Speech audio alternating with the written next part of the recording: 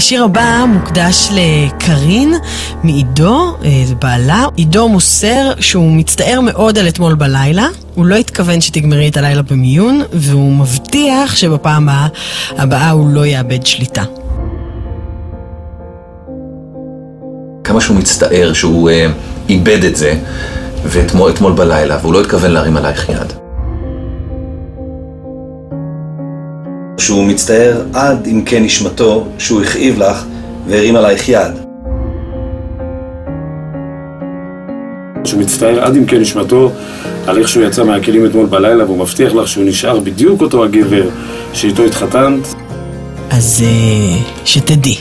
והנה השיר.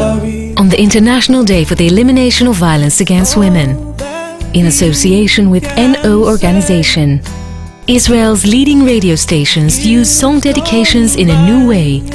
הדברים שהוא אמר לה אתמול, ובעיקר על זה שהוא הרים עלייך יד. וזאת הפעם האחרונה באמת, אבל באמת הפעם האחרונה שהוא מרים עלייך יד. על זה שהוא הרים עלייך יד. שהוא הכאיב לך והרים עלייך יד. על זה שהוא הכאיב לה, ועל זה שהוא הרים עליה יד. הוא הכאיב לך But a few seconds into the song, the point behind the shocking song request was revealed. מאזינות ומאזינים יקרים, הדברים שעכשיו שמעתם נאמרים מדי יום לעשרות נשים מוכות בישראל שמקוות כל פעם מחדש שהפעם זו הפעם האחרונה. הקדשה שעכשיו שמעתם היא לא הקדשה אמיתית, רק רצינו להמחיש לכם איך מרגישות עשרות נשים מוכות בישראל.